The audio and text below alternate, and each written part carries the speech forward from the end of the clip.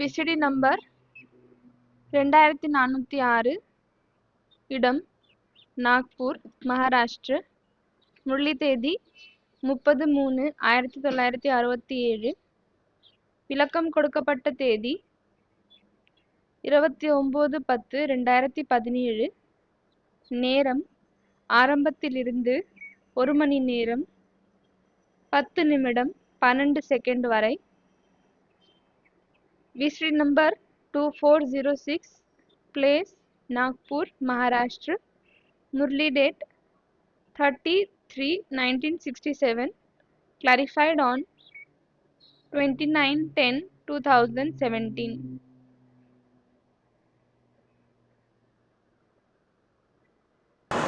रात्रि क्लास चल रहा था.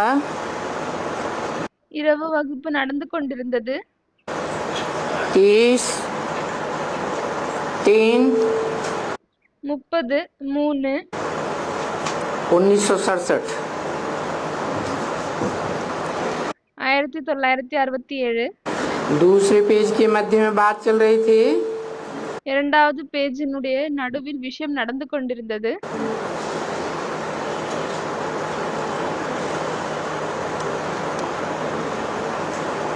अभी ये नई दुनिया, இப்பொழுது புதிய உலகம், नई से फिर ये पुरानी बननी है. புதுசுல இருந்து திரும்பவும் இது பழையதாகணும்.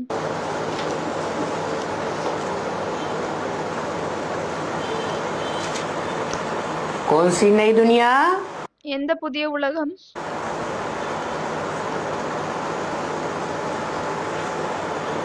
1967 की वाणी है. 1967 வாணி ஆகும். जब ब्रह्मा बाबा जीवित थे, எப்பொழுது பிரம்ம பாபா உயிரோடு இருந்தாரு.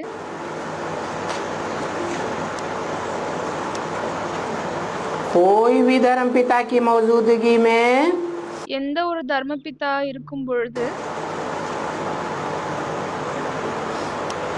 उस धर्म का उत्थान होता है. அந்த தர்மம் மேல் நோக்கி செல்கிறது. धर्म की धारणाएं नई होती हैं. தர்மத்தினுடைய தாரணைகள் புதியதாக இருக்கிறது. और नया संगठन रूपी नई दुनिया बनती है उस धर्म की. மற்றும் அந்த தர்மத்தின் புதிய சங்கடன் உருவாகுகிறது. इसी तरह இதே போலவே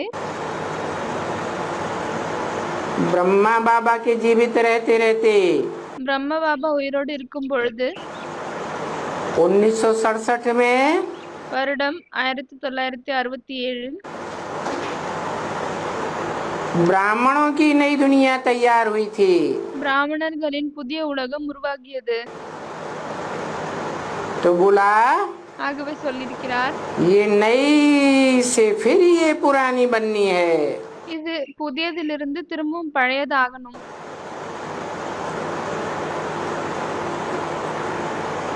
कब से पुरानी बननी शुरू हो गई? எப்பொழுதிலிருந்து அது பழையதாக தொடங்கிவிட்டது? है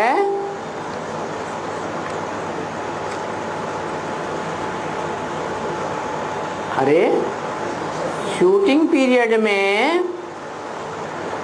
ब्रह्मा बाबा के रहते रहते அரே ஷூட்டிங் பீரியடில் பிரம்ம பாபா இருக்கும் பொழுது जो ब्राह्मणों की दुनिया नई थी, இது பிராமணர்களின் உலகம் புதியதாக இருந்ததோ वो फिर कब से पुरानी बनना शुरू हो गई? அது பிறகு எப்பொழுதிலிருந்து பழையதாக தொடங்கிவிட்டது? है जैसे धर्म पिताएं चले जाते हैं, எப்படி தர்ம பிதாக்கள் சென்று விடுகிறார்கள், शरीर छोड़ देते हैं, तो उनके फॉलोअर्स உடலை விட்டு விடுகிறார்கள். அப்பொழுது அவங்களுடைய ஃபாலோவர்ஸ் उस धर्म का पतन करना शुरू कर देते हैं. அந்த தர்மத்தின் வீழ்ச்சியை தொடங்கி விடுகிறார்கள்.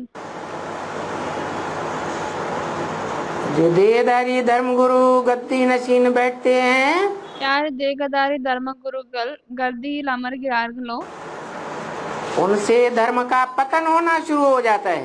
அவர்களின் மூலமாக தர்மத்தினுடைய வீழ்ச்சி தான் தொடங்குகிறது. ऐसे ही அதே போலவே 1967 में बोला ये नई दुनिया ब्राह्मणों की थी। வருடம் 1967 சொன்னார், இந்த பிராமணர்களின் உலகம் புதியதாக இருந்தது.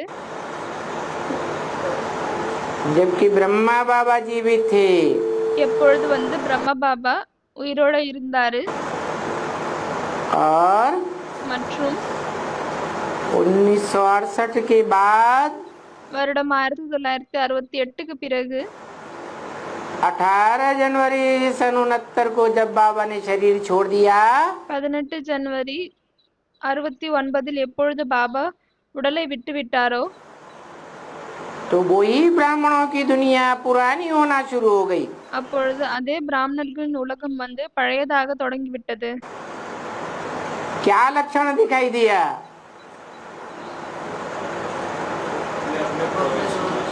ब्राह्मणों ने अपने अपने जौन अलग अलग कर लिए। அதனுடைய லட்சணம் என்னவாக தென்பட்டது? என்னவென்றால் பிராமணர்கள் தன்னுடைய ஜோனை பிரித்து கொண்டார்கள். 1969 में ही வருடம் 1969 जो ब्रह्म वाक्य मुरली में ही बोल दिया, இதற்காக பிரம்ம வாக்கிய முரளியிலே சொல்லிவிட்டார். कि द्वैतवादी द्वापर युग आने से இந்த துவைத்தவாத துவாபர் யுகம் வரும் பொழுது जो भी धर्म पिताएं आते हैं, யாரெல்லாம் தர்ம பிதாக்கள் வருகிறார்களோ अपना अपना प्रोविंस, अपना अपना धर्मखंड अलग कर लेते हैं। தன்னுடைய ப்ரோவின்ஸ் தன்னுடைய தர்ம கண்டங்களை அவர்கள் பிரித்து கொள்கிறார்கள்.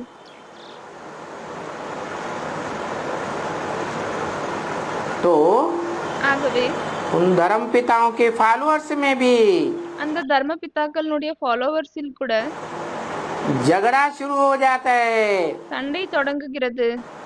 तू तेरा मैं मेरा शुरू हो जाता है। நீங்க உங்களது நான் எனது இது வந்து தொடங்கி விடுகிறது. तो बोला ये ब्राह्मणों की दुनिया भी ஆகவே சொல்லியிருக்கிறார், இந்த பிராமணர்களின் உலகம் கூட नई से पुरानी बननी है। புதுசுல இருந்து பழைசு ஆகணும். माने 1967 में नहीं बनी थी, शूटिंग पीरियड में। அப்படியானால் ஷூட்டிங் பீரியட் வருடம் 1967 இது ஆகவில்லையா? फिर बता देना ये चक्कर को, அதற்கு பிறகு சொல்லிவிடுவது இந்த சக்கரத்தை பற்றி, कि पहले गोल्डन एज होती है, फिर सिल्वर एज, फिर कॉपर, अभी आयरन एज। என்னவென்றால் முதலில் கோல்டன் ஏஜ் இருக்கிறது, பிறகு வெள்ளிக்கான யுகம் இருக்கிறது, அதற்கு பிறகு செம்புக்கான யுகம், அதற்கு பிறகு இரும்புக்கான யுகம் ஆகிவிடுகிறது. जो गोल्डन एज है उनमें पहले डीटीज थे। எந்த தங்க யுகம் இருந்துச்சோ அங்கு முதலில் தேவதைகள் இருந்தார்கள்.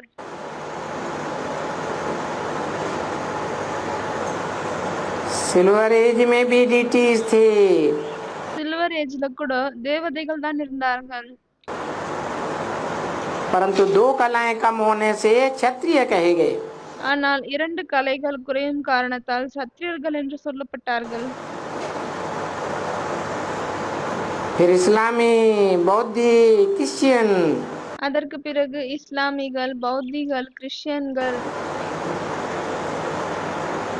अब ये झाड़ पूरा होता है। இப்பொழுது இந்த மரம் முழுமையாகுகிறது.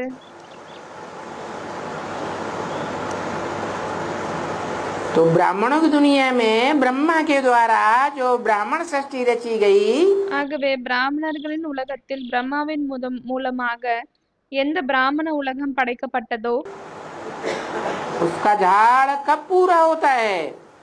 அதனுடைய மரம் எப்பொழுது முழுமையாகுகிறது? है अरे पहले ही मुरली में घोषणा कर दी थी। அரே முரளியில் முதலியே இதை சொல்லப்பட்டது, அறிவிப்பு பண்ணிட்டாங்க. 10 वर्ष में पुरानी दुनिया का என்னவென்றால் 10 வருடங்களில் பழைய உலகத்தின் विनाश और அழிவு नई दुनिया की மற்றும் புதிய உலகத்தின் स्थापना हो जाएगी। படைப்பு ஏற்பட்டுவிடும். तो पुरानी दुनिया कब हो जाती है ब्राह्मणों की?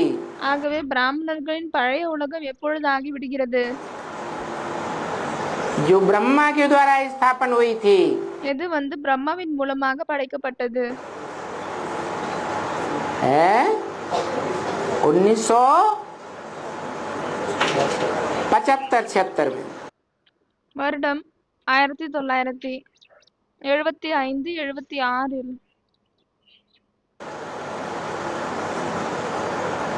वो ब्राह्मणों की दुनिया का शूटिंग का झाड़ पूरा होता है। அப்பொழுது அந்த பிராமணர்களின் உலகத்தின் ஷூட்டிங்கினுடைய மரம் முழுமையாகுகிறது. अभी बाप आकर के कहते हैं, இப்பொழுது தந்தை வந்துவிட்டு சொல்கிறார், 76 में कौन सा वर्ष मनाया है? 76 எந்த வருடத்தை கொண்டாடினார்கள்? बाप का प्रत्यक्षता वर्ष। தந்தையினுடைய பிரத்யக்ஷத்த ஆண்டை கொண்டாடினார்கள். तो बोला ஆகவே சொல்லிருக்கிறார், अभी मने कभी இப்பொழுது என்றால் எப்பொழுது? है अभी पुरुषोत्तम संगम युग की शूटिंग में ही இப்பொழுது புருஷோத்த சங்கம் யுகத்தினுடைய ஷூட்டிங்கில் बाप आकर के कहते हैं। தந்தை வந்துட்டு சொல்கிறார். कौन सा बाप आकर के कहते हैं? எந்த தந்தை வந்துவிட்டு சொல்கிறார்? है 76 में कौन से बाप का प्रत्यक्षता रूपी जन्म? 76 எந்த தந்தையினுடைய வெளி தோன்றுதலாக இருக்கக்கூடிய ஆண்டு இருந்தது? है मनुष्य सृष्टि के बाप, மனித சிருஷ்டியினுடைய தந்தை. उनका प्रत्यक्षता रूपी जन्म मनाया। அவருடைய பிரத்யக்ஷத ரூபமான பிறப்பை கொண்டாடினார்கள். परंतु मनाने वालों ने जाना कोई ने नहीं। ஆனால் கொண்டாடக்கூடியவர்கள் யாருமே அதை பற்றி அறியவில்லை. कि कौन से बेहद के बाप का प्रत्यक्षता वर्ष मनाया गया। என்னவென்றால் எந்த எல்லைக்கு அப்பாற்பட்ட தந்தையின் வெளித்தோன்றுதலாக இருக்கக்கூடிய பிறப்பை கொண்டாடினார்கள் என்று.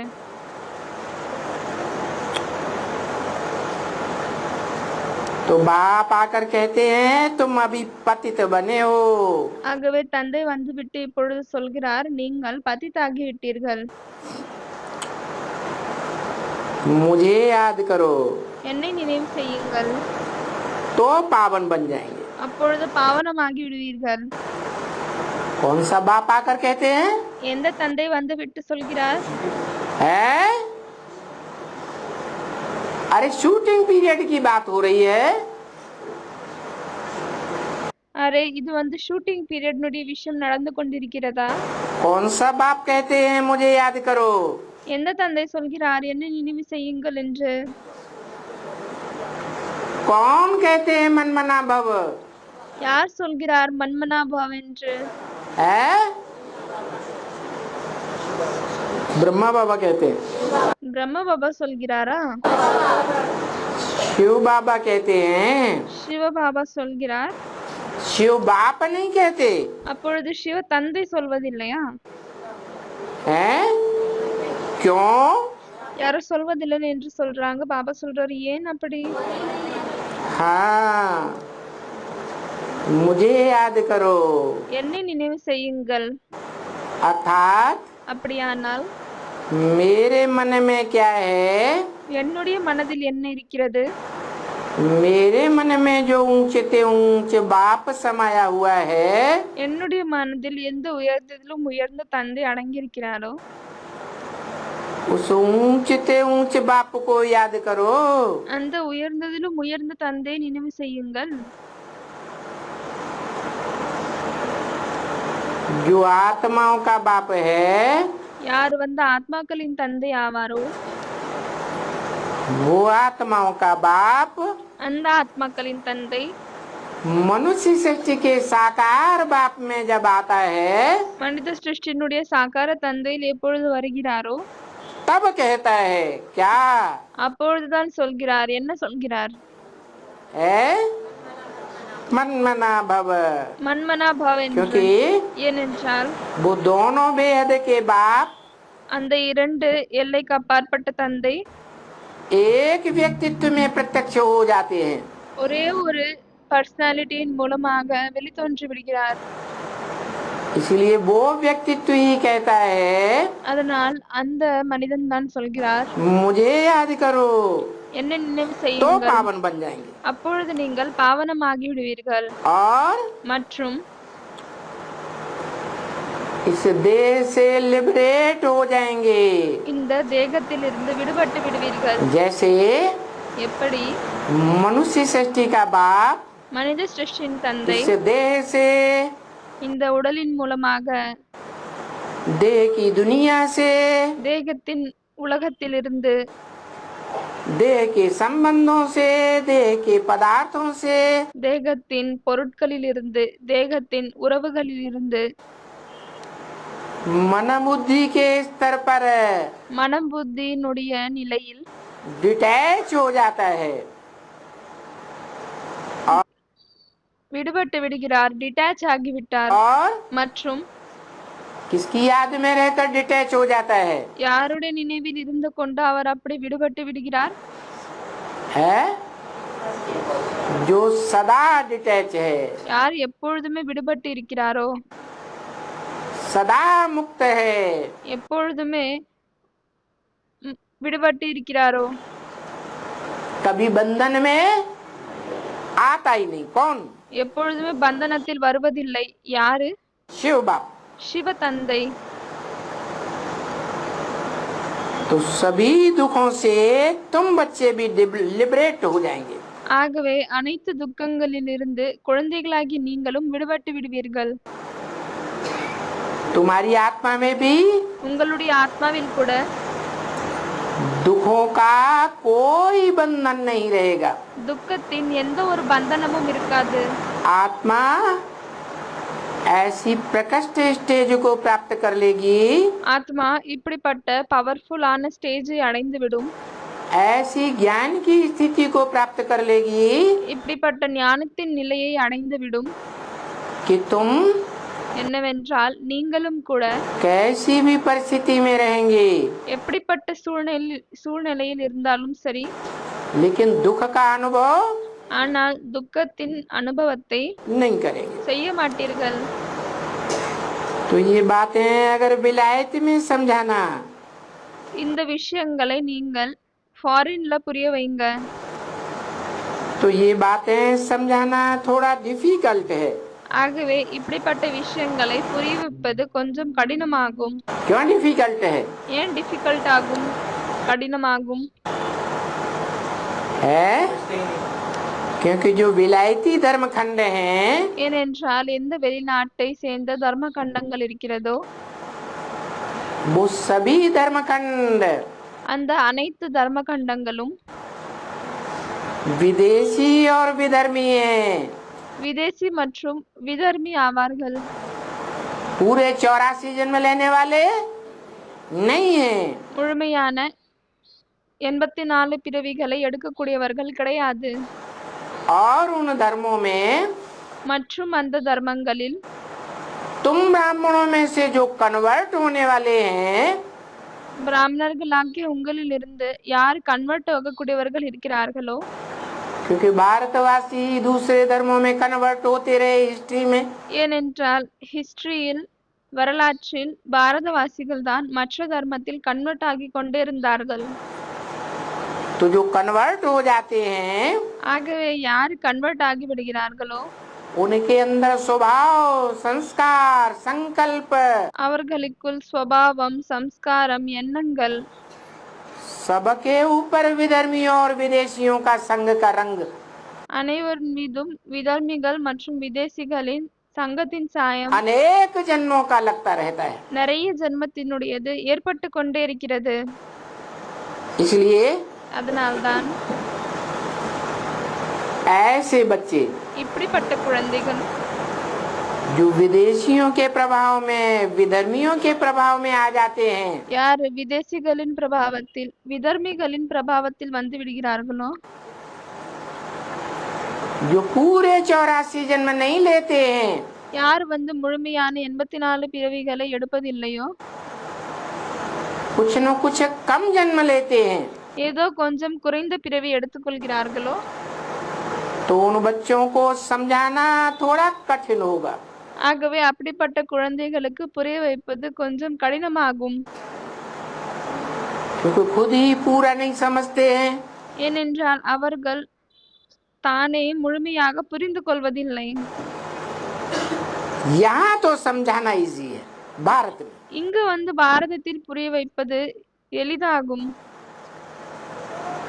क्योंकि यहाँ का माहौल ஏனென்றால் இங்க இருக்கக்கூடிய சுற்றுச்சூழல் और विलायत का माहौल, மற்றும் வெளிநாட்டில் இருக்கக்கூடிய சுற்றுச்சூழல், उसमें अंतर पड़ जाता है। அதுல வித்தியாசம் ஏற்பட்டு விடுகிறது. क्योंकि ஏனென்றால் उन विदेशी विधर्मी धर्म खंडों में அந்த விதேசி விதர்மி தர்ம கண்டங்களில் देह अभिमानी धर्म पिताओं का प्रभाव ज्यादा रहता है, தேகாபிமானி தர்ம பிதாவினுடைய பிரபாவம் அதிகமாக இருக்கிறது. और यहाँ மற்றும் இங்கு है, यहाँ किसका प्रभाव ज्यादा रहता है आदि से लेकर अंत तक? இங்கு ஆரம்பத்தில் இருந்து கடைசி வரை யாருடைய பிரபாவம் அதிகமாக இருக்கிறது? है? वो धर्म पिताएं जो विदेशी और विधर्मी धर्म पिताएं हैं, அந்த தர்ம பிதாக்கள் யார் வந்து விதேசி மற்றும் விதர்மி தர்ம பிதாக்களாக இருக்கிறார்களோ, वो देह अभिमानी होने के कारण அவங்க தேகாபிமானியாக இருக்கும் காரணத்தால் विनाशी धर्म खंडों के स्थापक बनते हैं। விநாசி தர்ம கண்டங்களின் படைப்பாளர்களாகிறார்கள். विनाश को पाते हैं, விநாசனத்தை அடைகிறார்கள். अर्थात அப்படியானால் इस षष्ठी रूपी रंगमंच पर இந்த உலக ரூபமாகிய நாடக மேடையில் पूरा 84 के चक्र का पार्ट नहीं बजाते, முழுமையாக 84 பிறவிகளின் சக்கரத்தின் பாட்டை அவர்கள் செய்வதில்லை, நடிப்பதில்லை. उनके जन्म அவர்களின் பிறவு कम हो जाते, அவர்களின் பிறவிகள் குறைந்து விடுகிறது. इसलिए उनका पार्ट विनाशी हो जाता है। அதனால்தான் அவர்களின் பாட்டு அழியக்கூடியதாகி விடுகிறது. तो आत्मा का पार्ट ஆகவே ஆத்மாவினுடைய பாட்டு विनाशी हो गया, வினாசி ஆகிவிட்டதா? तो क्या हिसाब है? அப்பொழுது என்ன கணக்கிருக்கிறது? उन धर्म खंडों में அந்த தர்ம கண்டங்களில் जो भी आत्माएं अनेक जन्म लेकर के संग के रंग में रहती हैं, எந்த ஆத்மாக்கள் எல்லாம் நிறைய பிறவி எடுத்துக்கொண்டு சங்கத்தின் சாயத்தில் இருக்கிறதோ, उनके भी जन्म कम हो जाते हैं। அவங்களுடைய பிறவிகள் கூட குறைந்து விடுகிறது. மற்றும் तुम्हारा जन्म तो यहाँ हुआ है, உங்களுடைய பிறவி வந்து இங்கு ஏற்பட்டிருக்கிறது, भारत में हुआ है। பாரதத்தில் பிறந்திருக்கிறீர்கள். भारत பாரத் कहाँ हुआ? எங்கே ஏற்பட்டிருக்கிறது? जो யாரு? ज्ञान की रोशनी में भा, ஞானத்தின் வெளிச்சத்தில் என்றால் பா. रत माने लगा रहने वाला है, ரத் என்றால் ஈடுபட்டு இருக்கக்கூடியவர்கள். उस भारत में அந்த பாரதத்தில் जहाँ त्रिकालदर्शी बाप प्रवेश करते हैं, எங்கு வந்து திரிகாலதரிசி தந்தை வந்து பிரவேசம் செய்கிறார், वहाँ तुम बच्चों का बीज रूप आत्माओं का जन्म होता है। அங்கு குழந்தைகளாகி உங்களுடைய விதை ரூபமான ஆத்மாக்களின் பிறப்பு ஏற்படுகிறது. और बाप மற்றும் தந்தை तुम सारी सृष्टि की बीज रूप आत्माओं को குழந்தைகளாகி உங்களுடைய அனைத்து மரத்தின் விதை ரூபமான ஆத்மாக்களை वर्षा भी यहाँ देते हैं। तुम्हारा वर्षा कौन सा है? ஆஸ்தியும் இங்குதான் கொடுக்கிறார். உங்களுடைய ஆஸ்தி என்னவாகும்? हैं? बीज रूप आत्माओं का விதரூபமான ஆத்மாக்களின் मूल वर्षा कौन सा है? முக்கியமான ஆஸ்தி என்னவாகும்? है बीज रूप आत्माएं हैं, விதரூபமான ஆத்மாக்கள் अपने अपने धर्म के बीज, தன்னுடைய தர்மத்தின் விதைகள். मूल रूप से कहें बाप, அவங்களை முக்கியமான ரூபத்தில் சொல்லப்பட்டால் தந்தை ஆவாங்க. और जो बाप होते हैं மற்றும் யார் தந்தையாக இருக்காங்களோ उनमें अपने परिवार की पूरी नॉलेज होती है। அவங்களில் தன்னுடைய குடும்பத்தின் முழு நாலேஜும் இருக்கிறது. बीज माना ही बाप। விதை என்றாலே தந்தை. तो तुम बच्चों को பிறகு குழந்தைகளாகி உங்களுக்கு जो बापों का बाप है, யார் தந்தைக்கெல்லாம் தந்தை ஆவாரோ सब धर्म पिताओं का बाप है। அனைத்து தர்ம பிதாக்களின் தந்தை ஆவாங்க. धर्म पिताएं ग्रेट फादर्स कहे जाते हैं। தர்ம பிதாக்கள் கிரேட் ஃபாதர்ஸ் என்று அழைக்கப்படுகிறார்கள். और वो धर्म पिताएं மற்றும் அந்த தர்ம பிதாக்கள் मनुष्य सृष्टि के आदि पुरुष आदम एडम को तो मानते ही है। மனித சிருஷ்டியினுடைய முதல் மனிதனாக இருக்கக்கூடிய ஆதம் ஆடமை ஏற்றுக்கொள்கிறார்கள் தான். स्वयं को तो नहीं कहते அவர்கள் சுயமை அப்படி சொல்வதில்லை, कि हम आदम। நாங்க தான் ஆதம் என்று. उससे साबित होता है இதன் மூலமாக இது நிரூபணமாகுகிறது कि उन धर्म पिताओं का भी कोई बाप है। என்னவென்றால் அந்த தர்ம பிதாக்களுக்கும் யாரோ ஒருத்தர் தந்தை இருக்கிறார். जिस बाप के लिए मुसलमानों में ये बात बोली जाती है, எந்த தந்தைக்காக முஸ்லிம்ல இந்த விஷயம் சொல்லப்படுகிறது? अल्लाह अव्वल दीन। அல்லாஹ் அவ்வல் தீன் என்று. अल्लाह ने आकर के அல்லாஹ் வந்துவிட்டு अव्वल नंबर दीन अर्थात धर्म की स्थापना की। முதல் நம்பர் தீன், அப்படியானால் தர்மத்தை படைத்தார். और अव्वल नंबर का धर्म है முதல் நம்பருடைய தர்மம் देवी देवता सनातन धर्म। தேவி தேவதா சனாதன தர்மமாகும். उससे पहले कोई धर्म स्थापन नहीं होता। அதற்கு முன்னால் எந்த ஒரு தர்மமும் जो- ஸ்தாபனையாகவில்லை. जो भी धर्म आए हैं, धर्म पिताएं आए हैं, என்னவெல்லாம் தர்மம் வந்ததோ, தர்ம பிதாக்கள் வந்தார்களோ, उसके बाद ही आते हैं। அவர்கள் அனைவரும் அதற்கு பிறகுதான் வருகிறார்கள். तो बोला ஆகவே சொல்லியிருக்கிறார், ये 84 का चक्कर இந்த 84 பிறவிகளின் சக்கரம் तुमको समझ में आएगा। உங்களுக்கு தான் புரிய வரும். भारतवासियों को பாரதவாசிகளுக்கு दूसरा कोई भी धर्म वाला या उसका फॉलोअर होगा மற்ற எந்த ஒரு தர்மத்தை சேர்ந்தவர்களாக இருக்கலாம், இல்லையானால் அவங்களுடைய ஃபாலோவர்ஸ் இருக்கலாம். तो ये 84 के चक्र को ஆகவே இந்த 84 பிறவிகளின் சக்கரத்தை या सीढ़ी के चित्र को पूरा पूरा समझेगा नहीं। இல்லையானால் இந்த ஏணிப்படையினுடைய படத்தை முழுமையாக அவர்கள் புரிந்து கொள்ள மாட்டார்கள். तो इसे समझाने के लिए ஆகவே இதை புரிய வைப்பதற்காக उनको अच्छी तरह से समझाने के लिए तुम्हें मत्था मारना पड़े। அவர்களுக்கு நல்ல விதமாக புரிய வைப்பதற்காக உங்களுக்கு தலையை அடிச்சுக்க வேண்டியதாக இருக்கும். अरे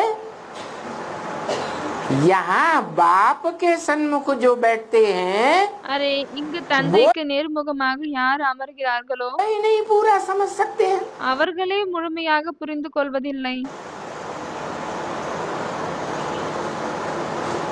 तो जो ठेठ अपने धर्म के पक्के हैं, பிறகு யார் முழுமையாக தன்னுடைய தர்மத்தை பக்காவாக சார்ந்தவர்கள், உறுதியாக சார்ந்தவர்கள் இருக்கிறார்களோ या उन धर्मों में, विदेशी धर्मों में இல்லையானால் அந்த விதேசி தர்மங்களில் नंबरवार कन्वर्ट होने वाले हैं, வரிசைகரமாக கன்வெர்ட் ஆகக்கூடியவர்கள் இருக்கிறார்கள்.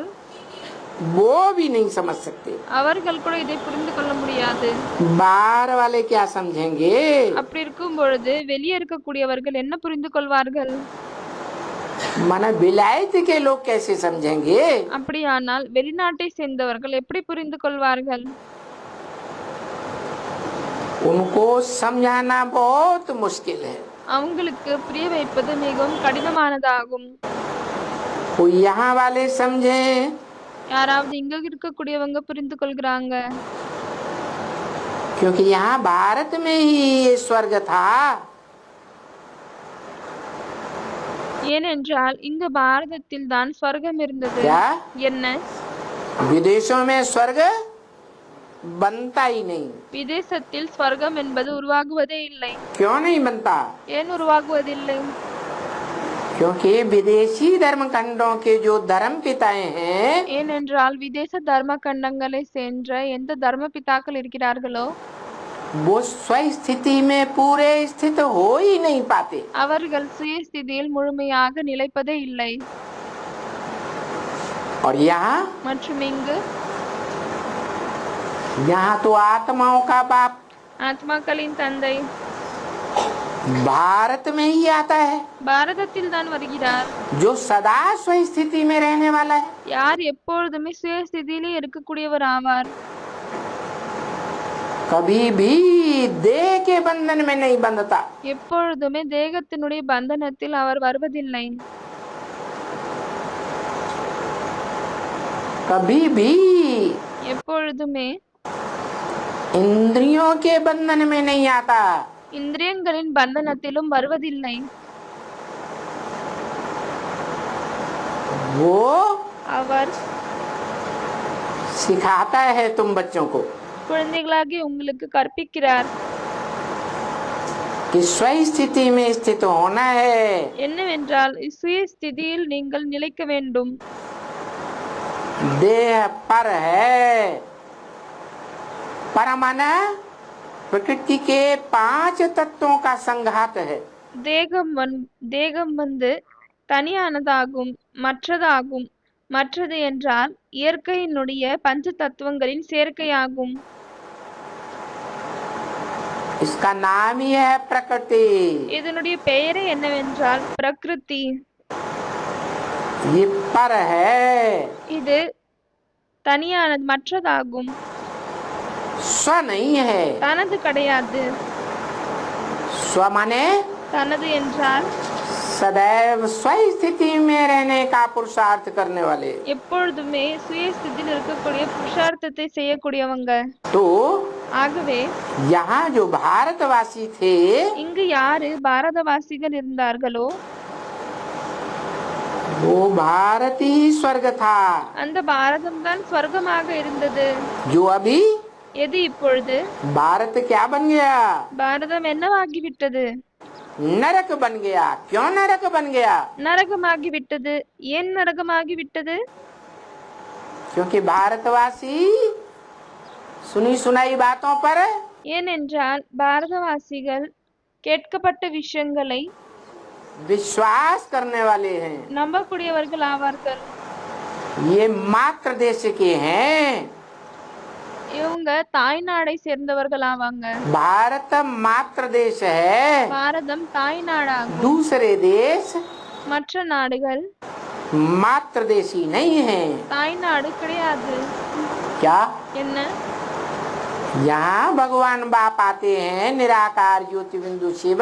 இங்கு பகவான் தந்தை வருகிறார், நிராகார ஜோதிர்பிந்து சிவன். तो आते ही भले पुरुष तन में आते हैं. அப்பொழுது வந்தவுடனே பலே அவர் ஆண் உடலில் வருகிறார். दादा लेखराज के तन में भी आवे. தாதா லேக்ராஜனுடைய உடலில் வந்தாலும் சரி. तो नाम क्या रखते? அப்பொழுதும் அவருக்கு என்ன பெயர் வைத்தாங்க? ब्रह्मा नाम रखते हैं. பிரம்மா என்று பெயரை வைக்கிறார். क्योंकि काम के आधार पर शास्त्रों में नाम पड़े. ஏனென்றால் சாஸ்திரங்களின் வேலைக்கு அடிப்படையில் தான் பெயர் கிடைத்திருக்கிறது. तो ब्रह्मा से क्या काम लेना होता है? ஆகவே பிரம்மாவின் ब्रह्म மூலமாக எந்த வேலையை வாங்க வேண்டியதாக இருக்கிறது? माने बड़ी, माँ माने माँ। பிரம் என்றால் பெரியவங்க, மா என்றால் அம்மா. तो जिस अव्वल नंबर माँ में आए ஆகவே எந்த முதல் நம்பர் அம்மாவில் வராங்களோ उसके क्या नाम लेना, क्या काम लेना है? அவங்க மூலமாக என்ன வேலையை எடுக்க வேண்டியதாக இருக்கிறது, வாங்க வேண்டியதாக இருக்கிறது? अव्वल नंबर धर्म वंश की स्थापना करना। முதல் நம்பர் தர்ம வம்சத்தை ஸ்தாபனை செய்வது. अव्वल नंबर धर्म वंश कौन सा है? முதல் நம்பர் தர்ம வம்சம் என்னவாகும்? है अव्वल नंबर धर्म वंश है முதல் நம்பர் தர்ம வம்சம் सूर्य वंश। சூரிய வம்சமாகும். कौन सा वंश? என்ன வம்சமாகும்? सूर्य वंश। சூரிய வம்சமாகும். और सूर्य वंश में மற்றும் அந்த சூரிய வம்சத்தில் जो प्रैक्टिकल में पार्ट बजाने वाले माता पिता होते हैं யார் பிராக்டிக்கலில் பார்ட் செய்யக்கூடிய அம்மா அப்பா இருக்காங்களோ उनमें पिता तो ऑलरेडी அவங்கள தந்தை ஆல்ரெடி सूर्य ही होता है, சூரியனாக தான் இருக்கிறார். क्योंकि ஏனென்றால் आत्माओं का बेहद का बाप कहते ஆத்மாக்களின் எல்லைக்கு அப்பாற்பட்ட தந்தை சொல்கிறார். हैं। गीता में भी बताया है கீதையிலும் சொல்லப்பட்டிருக்கிறது, कि मैं जब आता हूँ நான் எப்பொழுது வருகிறேனோ तो किसको ज्ञान देता हूँ? அப்பொழுது யாருக்கு ஞானத்தை தருகிறேன்? है जिसको ज्ञान देता हूँ யாருக்கு ஞானத்தை தருகிறேனோ उसको टाइटल मिल जाता है मेरा। அவங்களுக்கு என்னுடைய டைட்டில் கிடைத்து விடுகிறது. मैं सदैव डिटैच रहने वाला सूर्य हूँ। நான் எப்பொழுதுமே டிட்டாச் ஆக இருக்கக்கூடிய சூரியன் ஆவேன். सूर्य को कभी अटैचमेंट होता है किसी सितारे से? சூரியனுக்கு எப்பொழுதாவது எந்த ஒரு நட்சத்திரத்தோடு அட்டாச்மெண்ட் இருக்கிறதா? चंद्रमा से? சந்திரனோடு இருக்கிறதா? पृथ्वी से? பூமியோடு இருக்கிறதா? सागर से? கடலோடு இருக்கிறதா? नदियों से? कभी अटैचमेंट होता है? ஆரோடு அதுக்கு எப்பொழுதாவது ஈடுபாடு ஏற்படுகிறதா? नहीं अटैचमेंट होता। அட்டாச்மெண்ட் ஏற்படுவதில்லை. तो मैं सदा डिटैच रहने वाला सूर्य हूँ। அதனால்தான் நான் எப்பொழுதுமே டிட்டாச் ஆக இருக்கக்கூடிய சூரியன் ஆவேன். मैं षष्ठी रूपी रंगमंच पर नई सृष्टि रचने के लिए आता हूँ। எப்பொழுது நான் இந்த சிருஷ்டி ரூபமாகிய நாடக மேடையில் புதிய உலகத்தை படைப்பதற்காக வருகிறேனோ तो जिसको अपना वर्षा देता हूँ बड़े बच्चे को, அப்பொழுது யாருக்கு பெரிய குழந்தைக்கு தன்னுடைய ஆஸ்தியை தருகிறேனோ, बड़ा बच्चा कौन? பெரிய குழந்தை யாரு? किस आधार पर? எதன் அடிப்படையில்? जो बड़ा ज्ञान धारण करे யாரு பெரிய ஞானத்தை தாரணை செய்றாங்களோ तो बड़ा बच्चा, அப்பொழுது பெரிய குழந்தை. थोड़ा ज्ञान धारण करे கொஞ்சம் ஞானத்தை தாரணை செய்றாங்க, तो छोटा बच्चा। அப்பொழுது சிறிய குழந்தை. जैसे शास्त्रों में बताते हैं எப்படி சாஸ்திரத்தில் சொல்கிறார்கள், कि ब्रह्मा के 4 पुत्र हुए मानसी। பிரம்மாவிற்கு 4 புதல்வன்கள் இருந்தாங்க. उनमें सनत कुमार सबसे बाद में, அதுல சனத்குமார் கடைசியில் இருந்தார், जन्म लिया। கடைசியில் பிறந்தார். से छोटे थे அனைவரை விட அவர் சிறியவராக लेकिन இருந்தார். ஆனால் वो ज्ञान में और योग में அவர் ஞானத்தில் மற்றும் யோகத்தில் सबसे तीखे गए। तो शास्त्रों में ये அனைவரை விட மிகவும் ஷார்ப்பாக இருந்தார். அதனால்தான் विख्यात है சாஸ்திரத்தில் இது பிரசித்தமாக இருக்கிறது. कि उनको योगीश्वर और ज्ञानेश्वर की उपाधि दी गई। அவருக்கு ஞானேஸ்வர் மற்றும் யோகேஸ்வர் என்ற டைட்டிலை கொடுக்கப்பட்டது. वो ब्रह्मा के सबसे बड़े पुत्र माने गए। यही हिसाब है அப்பொழுது அவரை பிரம்மாவினுடைய மிகப்பெரிய புதல்வன் என்று கருதப்பட்டது. இதுதான் கணக்காகும். क्या आत्माओं का बाप, आत्मा आत्मा भाई भाइयों का बाप என்னவென்றால் ஆத்மாக்களின் தந்தை, ஆத்மா சகோதரர்களின் தந்தை जब इस सृष्टि पर आते हैं எப்பொழுது இந்த உலகத்தில் வருகிறாரோ तो அப்பொழுது मनुष्य आत्माओं के बीच மனித ஆத்மாக்களுக்கு நடுவில் जो बड़ा पार्टधारी है, யாரு பெரிய பாட்டை செய்யக்கூடியவங்க இருக்காங்களோ, हीरो पार्टधारी है, ஹீரோ பாட்டை செய்யக்கூடியவங்களாக இருக்காங்களோ, उस हीरो पार्टधारी में प्रवेश करके அந்த ஹீரோ பாட்தாரியில் பிரவேசம் செய்துவிட்டு मनुष्य सृष्टि के बाप में प्रवेश करके மனித சிருஷ்டியினுடைய தந்தையில் பிரவேசம் செய்துவிட்டு नई सृष्टि की पालना और जन्म देने का कार्य करने के लिए புதிய சிருஷ்டியினுடைய பராமரிப்பு மற்றும் பிறப்பினுடைய வேலையை செய்வதற்காக क्या नाम देते என்ன பெயரை கொடுக்கிறார்? हैं? ब्रह्मा नाम देते, பிரம்மா என்ற பெயரை கொடுக்கிறார். क्योंकि अव्वल नंबर का ब्रह्मा है, ஏனென்றால் முதல் நம்பரில் பிரம்மா இருக்கிறாரு. इसलिए वो संसार में शास्त्रों में அதனால்தான் அவங்க இந்த உலகத்தில் சாஸ்திரத்தில் परम ब्रह्म के नाम से प्रत्यक्ष होता है। பரம் பிரம்ம என்ற பெயரின் மூலமாக பிரத்யக்ஷமாகறாங்க. शिव बाप है परम पुरुष, சிவ தந்தை பரம்புருஷ் ஆவார். तो परम पुरुष को ஆகவே பரம்புருஷுக்கு नई सृष्टि रूपी परिवार रचने के लिए புதிய உலக ரூபமாகிய குடும்பத்தை படைப்பதற்காக, वसुदैव कुटुम्बकम बनाने के लिए வசுதைவ குடும்பத்தை உருவாக்குவதற்காக किसका आसरा लेना पड़े? யாருடைய ஆதாரத்தை எடுத்துக்கொள்ள வேண்டியதாக இருக்கும்? पुरुष माने आत्मा, परम पुरुष को किसका आधार लेना पड़े? புருஷ் என்றால் ஆத்மா. ஆகவே பரம்புருஷுக்கு யாருடைய ஆதாரத்தை எடுத்துக்கொள்ள வேண்டியதாக இருக்கிறது? है माता का आधार लेना पड़े। மாதாவினுடைய ஆதாரத்தை எடுத்துக்கொள்ள வேண்டியதாக இருக்கிறது. तो ஆகவே जिस तन में भी प्रवेश करते हैं எந்த ஒரு உடலிலும் பிரவேசம் செய்கிறாரோ उसका नाम देते हैं அவங்களுடைய பெயரை கொடுக்கிறார் परम ब्रह्म, பரம் பிரம்மா என்று. बड़े ते बड़ी माता। பெரியதிலும் பெரிய அம்மா. और भारत में तो ये विख्यात है மற்றும் பாரதத்தில் இது பிரசித்தமாக இருக்கிறது. कि कहते हैं कि पुरुष की एक स्त्री गई என்னவென்றால் சொல்றாங்க, ஆணினுடைய ஒரு மனைவி இறந்து விட்டால்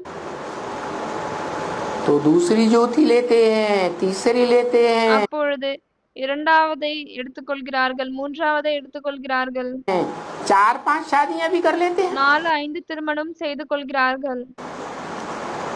लेकिन ज्यादा मान्यता कौन सी माता के बच्चों को दी जाती है? ஆனால் அதிகமாக மதிப்பு எந்த அம்மாவினுடைய குழந்தைக்கு கொடுக்கப்படுகிறது? है पहली माता के बच्चों को முதல் தாயினுடைய குழந்தைகளுக்கு ज्यादा मान्यता दी जाती அதிகமாக மதிப்பு கொடுக்கப்படுகிறது. है। ये परंपरा இந்த பரம்பரை ये ज्ञान यज्ञ के आदि से ही चली है। ஞான யக்ஞத்தினுடைய ஆரம்பத்திலிருந்து நடந்து வந்திருக்கிறது.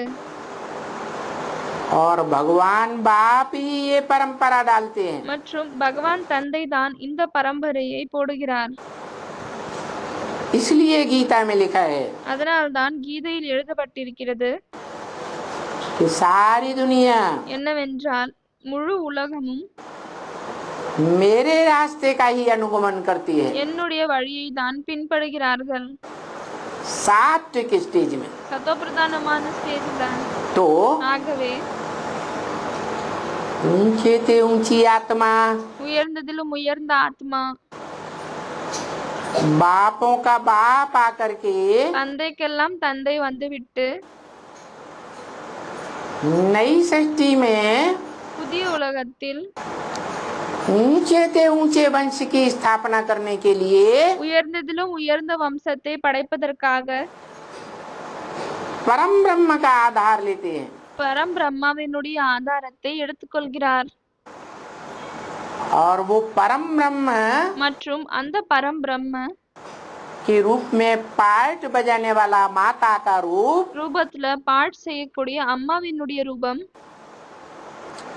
उनसे वंश की स्थापना करता है, पालना करता है, எந்த வம்சத்தை ஸ்தாபனை செய்கிறார், பராமரிப்பை செய்கிறார்? है सूर्य वंश की पालना करता है। சூரிய வம்சத்தின் பராமரிப்பை செய்கிறார்.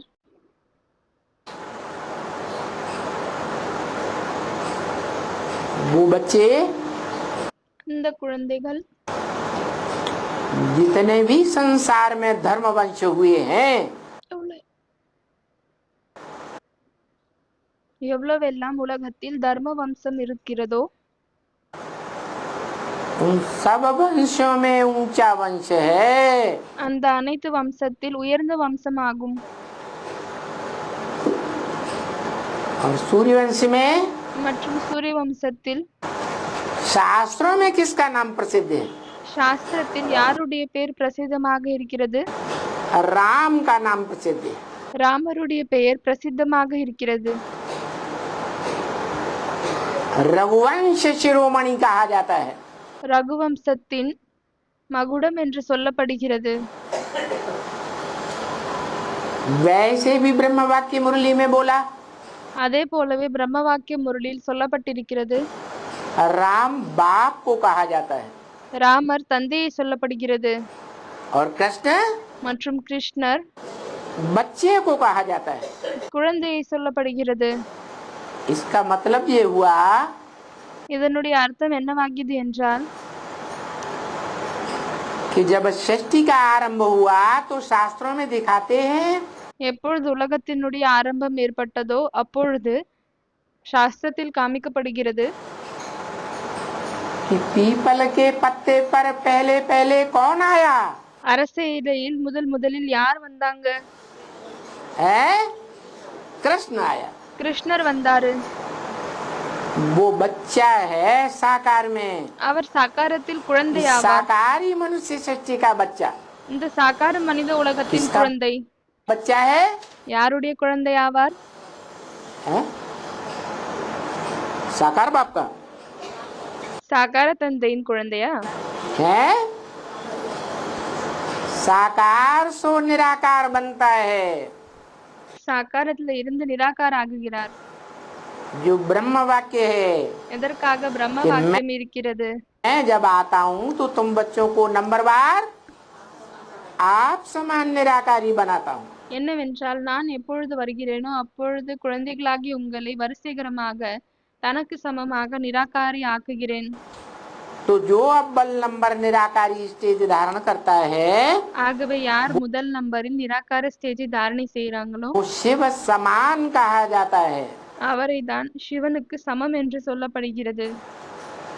इसलिए அதனால்தான் शंकर का ही नाम சங்கருடைய பெயர் शिव के साथ जोड़ा जाता है சிவனோடு சேர்க்கப்படுகிறது.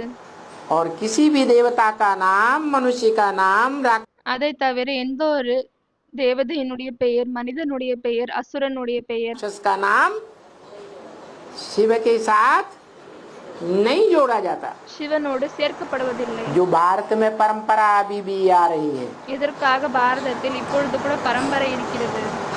बड़े बच्चे के साथ பெரிய குழந்தையோடு बाप का नाम फर्म में தந்தையோடைய பெயர் ஃபார்ம்ல जोड़ा जाता है।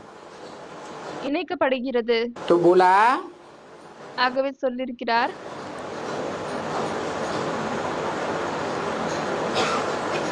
कि माँ भारत में पहले नंबर का गुरु है என்னவென்றால் அம்மா பாரதத்தில் முதல் நம்பர் குரு ஆவாங்களா या लास्ट नंबर का गुरु है? இல்லையானால் கடைசி நம்பர் குருவா? हैं? पहले नंबर का गुरु முதல் நம்பர் குரு आदि सो अंत कहा जाता है। ஆரம்பம் தான் கடைசி என்று சொல்லப்படுகிறது. आदि में भी इस मनुष्य सृष्टि का गुरु परम ब्रह्म और अंत में भी இந்த மனித சிருஷ்டியினுடைய குரு பரம்பிரம் மற்றும் கடைசியில் கூட नई दुनिया का गेट खोलने वाला புதிய உலகத்தின் கதவை திறக்கக்கூடியவங்க कौन? யாரு? वही परम ब्रह्म का पार्ट बजाने वाली आत्मा அவங்களே தான் பரம்பிரம்மனுடைய பாட்டை செய்யக்கூடிய ஆத்மா लक्ष्मी के रूप में प्रत्यक्ष होती है।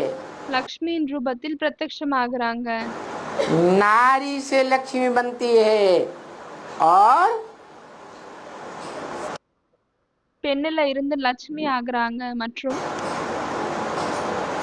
जो नारायण बनता है, யார் நாராயண் ஆகுறாங்களோ परंतु प्रैक्टिकल जीवन में ஆனால் பிராக்டிக்கல் வாழ்க்கையில் नारायण बनता है क्या? நாராயணனாக ஆகுகிறாரா என்ன? है पुरुषार्थी जीवन में ज्ञान जल में सदैव रहने वाला तो है, புருஷார்த்த வாழ்க்கையில் ஞான தண்ணீரில் எப்பொழுதும் இருக்கக்கூடியவராக இருக்கிறார் தான். लेकिन इंद्रियों में ज्ञान समाया हुआ रहता है क्या? ஆனால் இந்திரியங்களில் ஞானம் அடங்கியிருக்கிறதா என்ன? पुरुषार्थी जीवन में புருஷார்த்த வாழ்க்கையில் रहता है? அடங்கி இருக்கிறதா? है नहीं रहता, அடங்கி இருப்பதில்லை. तो उसको भी प्रैक्टिकल में ஆகவே அதையும் கூட பிராக்டிக்கலில் ज्ञान धारण करने वाली कराने वाली कौन है? ஞானத்தை தாரணை செய்ய வைக்கக்கூடியவங்க யார் ஆவாங்க? है? है? लक्ष्मी है। லட்சுமி ஆவாங்க. जब तक वो न आए எப்பொழுது வரை அவங்க வரலையோ तब तक नई दुनिया की राजधानी भी संपन्न அப்பொழுது வரை புதிய உலகத்தினுடைய ராஜதானி கூட नहीं बन सकती। முழுமையாக முடியாது. राजधानी का मतलब ये राजा की धारणा शक्ति, ராஜதானியினுடைய அர்த்தமே என்ன? ராஜாவின் தாரணை சக்தி. और राजा की धारणा शक्ति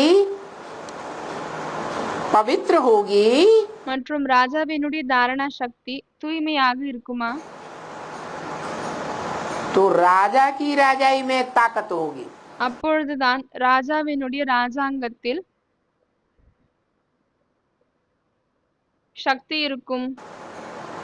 क्योंकि ஏனென்றால் दुनिया के सारे काम पवित्रता की पावर से होते हैं। உலகத்தில் இருக்கக்கூடிய அனைத்து பாவரும் தூய்மையின் மூலமாக தான் நடக்கிறது. तो इन बातों को ஆகவே இந்த விஷயங்களை विदेशी और विधर्मी नहीं समझ सकते। வெளிநாட்டு சேர்ந்தவர்கள் மற்றும் விதர்மிகளால் புரிந்து கொள்ள முடியாது. क्या बात?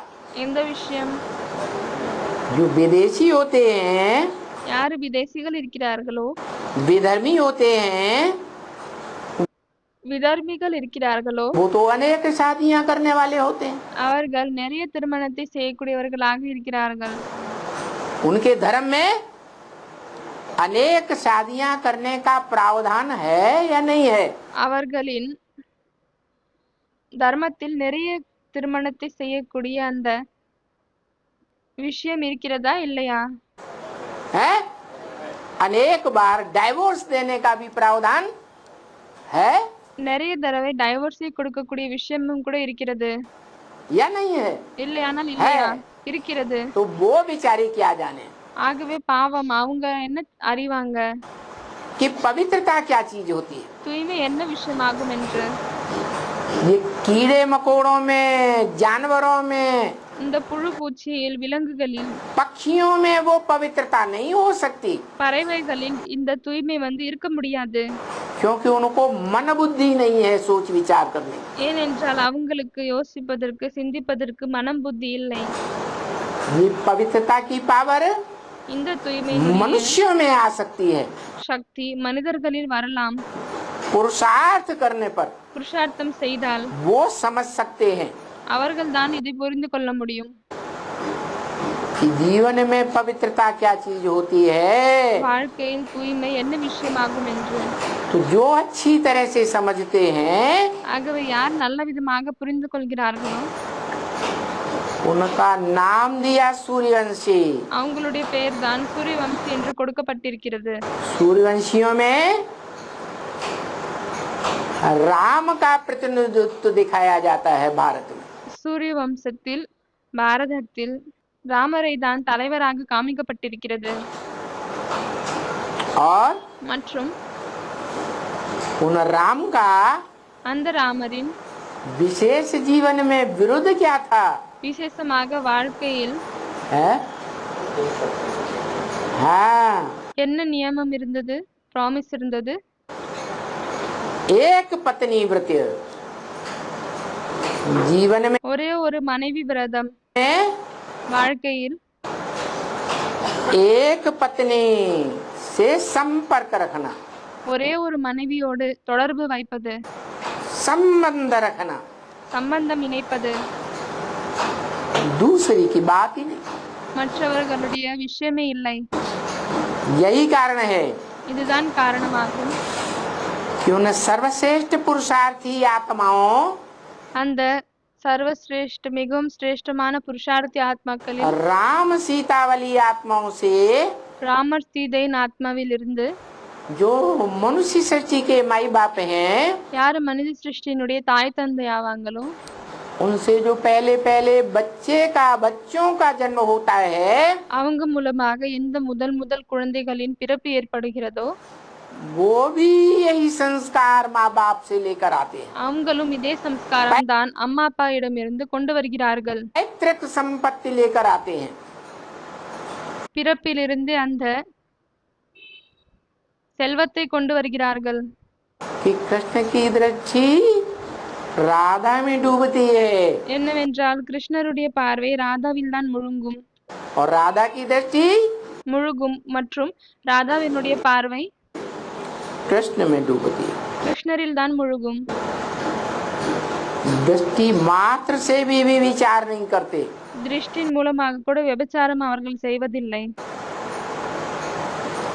वही आत्माएं அதே ஆத்மாக்கள் தான் जब द्वैतवादी द्वापर युग எப்பொழுது துவைத்தவாத துவாபர யுகம் विदेशी विधर्मी धर्म पिताओं के द्वारा आरंभ होता है, விதேசி விதர்ம தர்ம பிதாக்கள் மூலமாக தொடங்குகிறதோ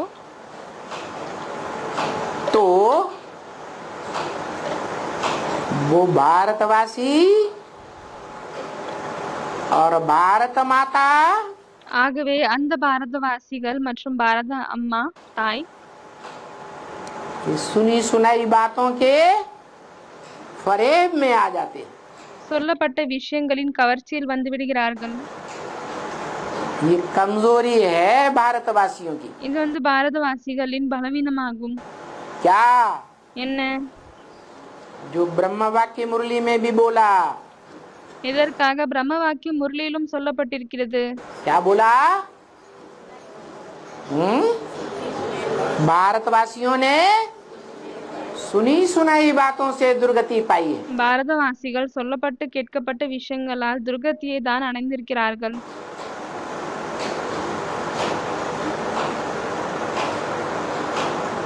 उन भारतवासियों ने जन्म ही लिया है भारत नामधारी से। அந்த பாரதவாசிகள் பிறப்பை எடுத்திருக்கிறார்கள் பாரத் பெயர் கொண்டவரிடமிருந்து. परंतु ये कमजोरी है। ஆனால் இது வந்து ஒரு பலவீனமாகும். भारत माता की भी ये कमजोरी है। இது பாரத அம்மாவினுடைய குறையும் ஆகும். क्या? என்ன? क्या? कि सुनी सुनाई बातों से दुर्गति पाती है। என்னவென்றால் சொல்லப்பட்டு கேட்கப்பட்ட விஷயங்களின் மூலமாக துர்கதியை தான் அடைந்திருக்கிறார்கள்.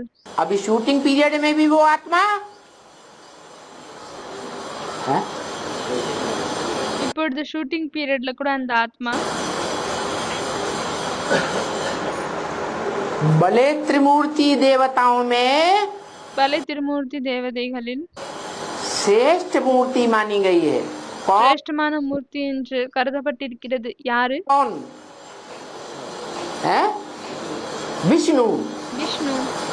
लेकिन ஆனால் ब्रह्म वाक्य मुरली में बोला பிரம்ம வாக்கிய முரளியில் சொல்லப்பட்டிருக்கிறது कि त्रिमूर्ति में एक शेर है என்னவென்றால் திருமூர்த்தியில் ஒருத்தர் வந்து சிங்கமாவார், एक घोड़ा है और ஒருத்தர் एक வந்து குதிரை ஆவார் மற்றும் இன்னொருத்தர் बकरी।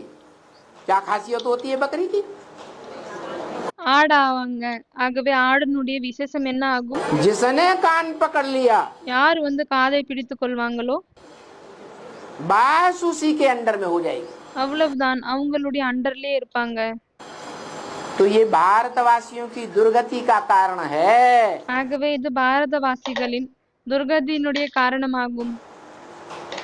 जब जब विदेशी विधर्मी धर्म पिताएं आए எப்பொழுதெல்லாம் விதேசிகள் விதர்ம தர்ம பிதாக்கள் வந்தார்களோ उन्होंने भारतवासियों को उल्टी सीधी बातें सुना करके அவர்கள் பாரதவாசிகளுக்கு தலைகீழான விஷயங்களை சொல்லிவிட்டு कन्वर्ट कर दिया। கன்வெர்ட் செய்ய வைத்தார்கள். सारे ही भारतवासी कन्वर्ट होते रहे। அனைத்து பாரதவாசிகளும் கன்வெர்ட் ஆகி கொண்டிருந்தார்கள். उनमें भी दो प्रकार के कन्वर्शन होने वाली आत्माएं हैं। அதுல கூட இரண்டு விதமாக கன்வர்ஷன் ஆகக்கூடிய ஆத்மாக்கள் இருக்கிறார்கள். एक वो है ஒன்று அவர்கள் ஆவார்கள் जो द्वापर युग से யார் துவாபர யுகத்திலிருந்து जिस धर्म में आस्था रखते हैं, எந்த தர்மத்தில் நம்பிக்கை வைக்கிறார்களோ जिसे हिंदू धर्म कहा गया, எதை வந்து இந்து தர்மம் என்று சொல்லப்பட்டிருக்கிறதோ देवी देवता सनातन धर्म का विकृत रूप, தேவி தேவத சனாதன தர்மத்தினுடைய கெடுக்கப்பட்ட ரூபம், विकृत नाम, கெடுக்கப்பட்ட பெயர், उस धर्म में रहते हुए அந்த தர்மத்தில் இருந்து கொண்டும் जीवन में வாழ்க்கையில் दूसरे दूसरे धर्म पिताओं மற்ற மற்ற தர்ம பிதாக்கள் மற்றும் उनके फॉलोअर्स के द्वारा झूठी झूठी बातें அவர்களின் ஃபாலோவர்ஸ் மூலமாக பொய்யான விஷயங்கள் सुनाई गई சொல்லப்பட்டது. तो उनके प्रभाव में आ गए। அப்பொழுது அவர்கள் அவர்களின் பிரபாவத்தில் வந்து விட்டார்கள் और कन्वर्ट हो गए। மற்றும் கன்வெர்ட் ஆகி क्योंकि விட்டார்கள். हिस्ट्री कहती है भारतवासी ये दूसरे धर्मों में कन्वर्ट होते हैं, दूसरे धर्म ஏனென்றால் ஹிஸ்டரி வந்து இதை தான் சொல்கிறது, பாரதவாசிகள் தான் மற்ற தர்மத்தில் கன்வெர்ட் ஆகுகிறார்கள். वाले अपने धर्म के पक्के होते हैं। மற்ற தர்மத்தை சேர்ந்தவர்கள் தன்னுடைய தர்மத்தில் பக்காவாக இருக்கிறார்கள். जो डायरेक्ट धर्म पिताओं के पीछे पीछे परमधाम से आते हैं, आप யார் டைரக்டாக தர்மபிதாவிற்கு பின்னால் வருகிறார்கள் ஆத்ம உலகத்தில் இருந்து. लोग से। तो ஆகவே ये जो भारतवासी आत्माएं हैं, யார் இந்த பாரதவாசிகள் एक ஆத்மாக்கள் तो वो இருக்கிறார்கள்? हैं कि जिस परिवार में ஒன்று இப்படிப்பட்டவர்கள் ஆவார்கள் யார் வந்து எந்த குடும்பத்தில் जन्म लेते हैं பிறப்பை எடுக்கிறாங்களோ उसी परिवार को धोखा दे करके அதே குடும்பத்திற்கு ஏமாற்றத்தை கொடுத்துவிட்டு उसी जन्म में दूसरे धर्म में அதே பிறவியில் மற்ற தர்மத்தில் कन्वर्ट हो जाते கன்வெர்ட் ஆகி हैं। और விடுறாங்க. दूसरे भारतवासी ऐसे भी हैं மற்றும் இன்னொரு பாரதவாசிகள் இப்படியும் இருக்கிறார்கள் जो जीवन रहते रहते जिस परिवार में जन्म लेते हैं भारत में, யார் வாழ்க்கை இருந்து கொண்டே எந்த பரிவாரத்தில் பாரதத்தில் எந்த குடும்பத்தில் பிறக்கிறார்களோ जीवन रहते रहते कन्वर्ट नहीं होते दूसरे धर्मों में, வாழ்க்கை இருந்து கொண்டே அவர்கள் மற்ற தர்மத்தில் கன்வெர்ட் ஆக மாட்டாங்க. परंतु ஆனால் अगले जन्मों में அடுத்த பிறவிகளில் कन्वर्ट हो जाते கன்வெர்ட் ஆகி விடுகிறார்கள். हैं। कारण मालूम है क्यों कन्वर्ट हो जाते हैं? இதனுடைய காரணம் உங்களுக்கு தெரியுமா அவர்கள் ஏன் கன்வெர்ட் ஆகி விடுகிறார்கள் என்று? है नहीं। இல்லையா? उदाहरण के लिए ஒரு எடுத்துக்காட்டிற்காக बुद्ध धर्म को ले लो। புத்த தர்மத்தை எடுத்துக்கொள்ளுங்கள். बुद्ध की आत्मा आई आत्मलोक से, ஆத்ம உலகத்திலிருந்து புத்தருடைய ஆத்மா வந்தாரு. तो पवित्र आत्मा आती है, அப்பொழுது தூய்மையான ஆத்மா வருகிறார். गर्भ से जन्म नहीं ले सकती, அவரால் கர்ப்பத்திலிருந்து பிறக்க முடியாது. इसलिए அதனால்தான் कोई पतित आत्मा में प्रवेश करती है। ஏதோ ஒரு பतितமான ஆத்மாவில் பிரவேசம் செய்கிறார். और बौद्ध धर्म की மற்றும் सिद्धार्थ नाम की आत्मा பௌத்த தர்மத்தின் சித்தார்த் பெயர் கொண்ட ஆத்மா में प्रवेश कर जाती है। அவர்ல பிரவேசம் செய்யறாங்க. सिद्धार्थ कन्वर्ट होता है, சித்தார்த் வந்து கன்வெர்ட் ஆகுகிறார்.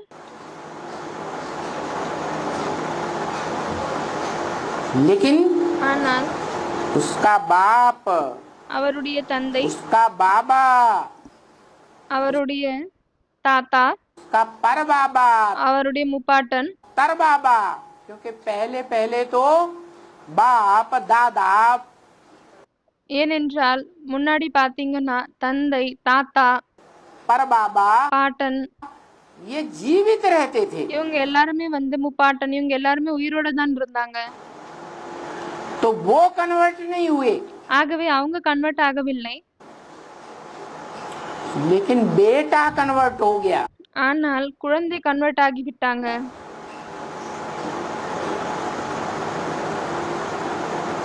बाप ने सिद्धार्थ को देश निकाला दे दिया, தந்தை வந்து சித்தார்த்துக்கு தேசத்துல இருந்து வெளியேற்றி விட்டாரு.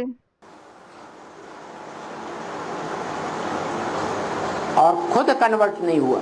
மற்றும் அவர் சுயம் கன்வெர்ட் ஆகவில்லை. न बाप कन्वर्ट हुआ, न दादा कन्वर्ट हुआ, தந்தையும் கன்வெர்ட் ஆகவில்லை, தாத்தாவும் கன்வெர்ட் ஆகவில்லை, न पर बाबा न तर दादा। பாட்டனும் கன்வெர்ட் ஆகவில்லை, முப்பாட்டனும் கன்வெர்ட் ஆகவில்லை.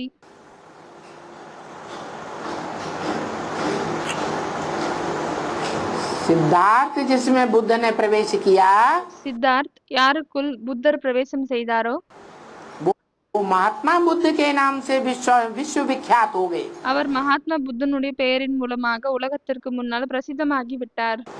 चीन जापान में जाकर उन्होंने उसी जन्म में சைனா மற்றும் ஜப்பான்ல சென்று விட்டு அதே பிறப்பில் ढेर की ढेर पब्लिक को बौद्धि बना दिया। அவர் நிறைய பப்ளிக்கை பௌத்தியாக்கி விட்டாரு.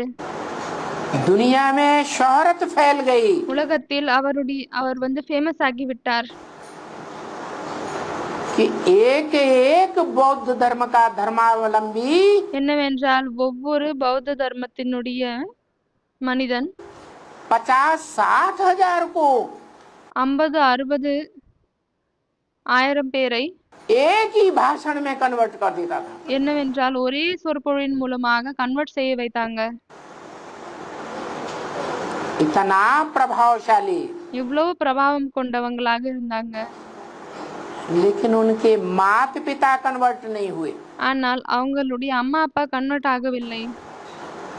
परंतु माता पिता ने, बाप दादा ने ஆனால் அம்மா அப்பா, பாப் தாதா जब ये सुना எப்பொழுது इதை कि கேட்டாங்களோ मेरे खून से पैदा हुआ बच्चा என்னவென்றால் என்னுடைய ரத்தத்தின் மூலமாக பிறந்த குழந்தை देश विदेश में सारी दुनिया தேசத்தில், வெளிநாட்டில், முழு உலகத்திலும் में इतनी शोहरत कमा रहा है, இவ்ளோ ஃபேமஸ் ஆகுறாங்க, सारी दुनिया के लोगों को कन्वर्ट कर रहा है, முழு உலகத்தில் இருக்கக்கூடியவங்களை கன்வெர்ட் செய்ய வைக்கிறாங்க.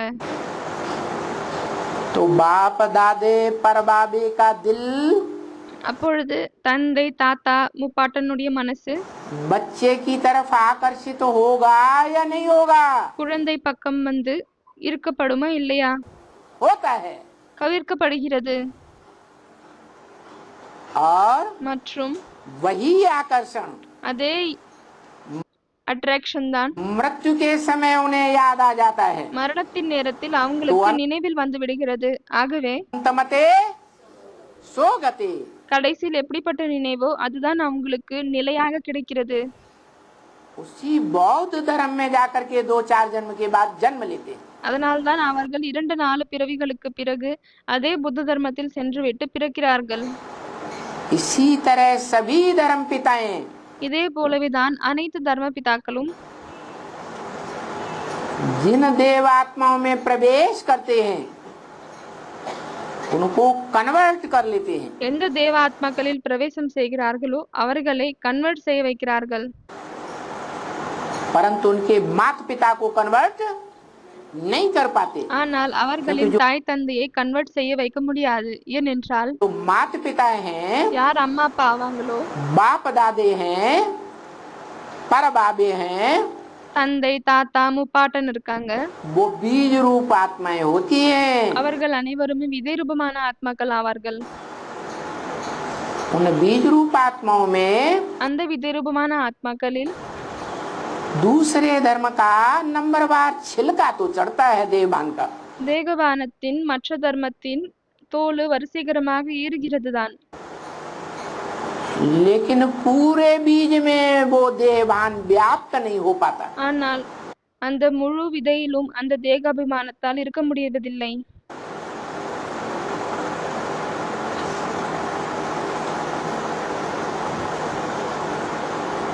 उन बच्चों में जिनमें प्रवेश होता है धर्म पिताओं का, அந்த குழந்தைகளில் யாருக்குள் தர்மபிதாக்கள் பிரவேசம் செய்கிறார்களோ वो क्यों कन्वर्ट हो गए? அவங்க ஏன் கன்வெர்ட் ஆகிட்டாங்க? क्योंकि ये वो ही आत्माएं हैं ஏனென்றால் இது அந்த ஆத்மாக்கள் தான் जो सतयुग में யார் சத்தியுகத்தில் गिरती कला के नारायण बनते हैं. விழுகிற கலையினுடைய நாராயணன் ஆகுகிறாங்க. सतयुग का अव्वल नंबर नारायण 16 कला संपूर्ण राधा कृष्ण. சத்தியுகத்தின் முதல் நம்பர் நாராயணன், 16 கலைகள் நிறைந்தவங்க ராதாகிருஷ்ணர் ஆவாங்க.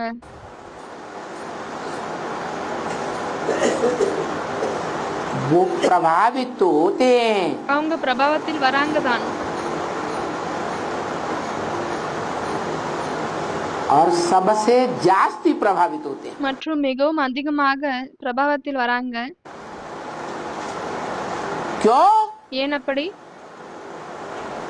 क्योंकि जब से वो जन्म लेते हैं ஏனென்றால் எப்பொழுதிலிருந்து அவர்கள் பிறக்கிறார்களோ तब से ही ज्ञानेंद्रियों का सुख लेते लेते அப்பொழுதிலிருந்து அவர்கள் ஞானேந்திரியத்தினுடைய சுகத்தை எடுத்துக்கொண்டு उनका पतन होना शुरू होता है या नहीं होता है? அவர்களின் வீழ்ச்சி வந்து தொடங்குகிறதா இல்லையா? कलाएं कम होना शुरू हो जाती कि नहीं हो जाती? கலைகள் குறைய தொடங்கி விடுகிறதா இல்லையா? है? होती है.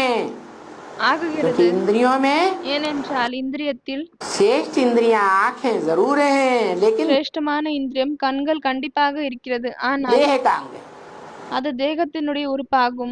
देह विनाशी தேகம் வந்து அழியக்கூடியதா, तो आंखें भी அப்பொழுது கண்கள் கூட विनाशी. அழியக்கூடியதாகும். और विनाशी आंखों से जो सुख लिया जाता है மற்றும் அழியக்கூடிய கண்களின் மூலமாக எந்த சுகத்தை எடுத்துக்கொள்ளப்படுகிறதோ वो सुख भी विनाशी है. அந்த சுகம் கூட அழியக்கூடியதாகும். अविनाशी स्टेज की तरफ नहीं ले जा सकता. அழிவில்லாத ஸ்டேஜை நோக்கி அதால் எடுத்துக்கொண்டு செல்ல முடியாது.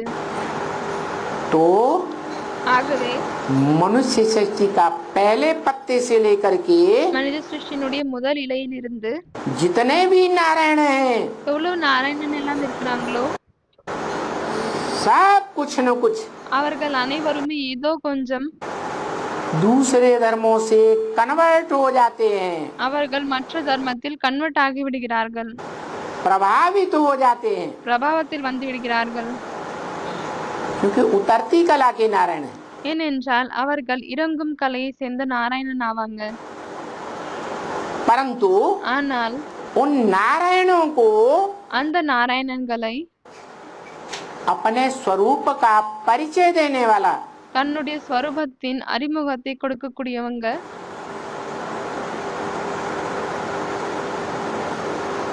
प्रत्यक्षता रूपी जो जन्म देने वाला बाप है வெளித்தோன்றுதலாக இருக்கக்கூடிய பிறப்பை கொடுக்கக்கூடிய எந்த தந்தை இருக்கிறாரோ वो संगम युग में उनको प्रत्यक्षता कराता है. அவர் சங்கம் யுகத்தில் அவங்களுக்கு வெளித்தோன்றுதலை கொடுக்கிறார். वो माँ बाप हैं அவங்க தான் அம்மா அப்பா ஆவாங்க.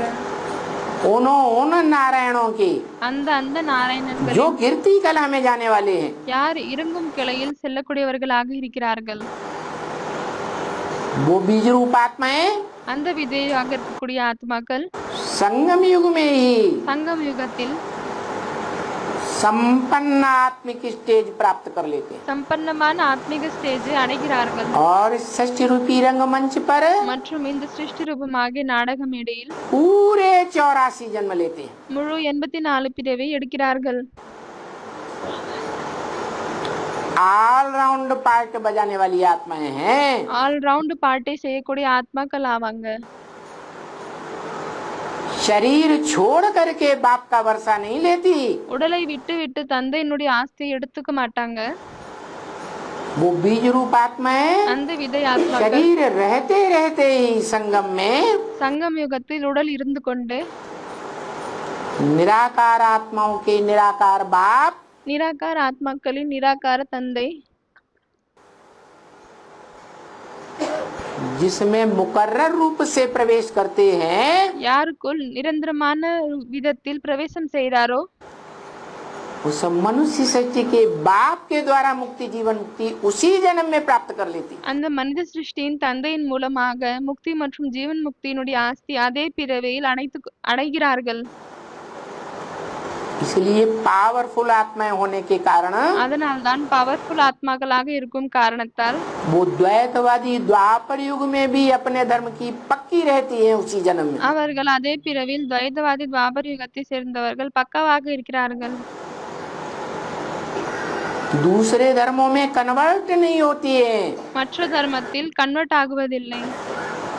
जैसे ये नारायण दूसरे धर्मों से प्रभावित हो जाते हैं. எப்படி இந்த நாராயணன்கள் மற்ற தர்மத்தின் பிரபாவத்தில் வந்து விடுகிறார்கள். सतयुग के नारायण சத்யுகத்தின் நாராயணன். तो कमजोरी कहाँ से आरंभ हुई ஆகவே அந்த பலவீனம் எங்கிருந்து வந்தது? है? संगम युग से कमजोरी आरंभ हुई. சங்கம் யுகத்திலிருந்து அந்த பலவீனம் தொடங்கி விட்டது. ஏன் அப்படி?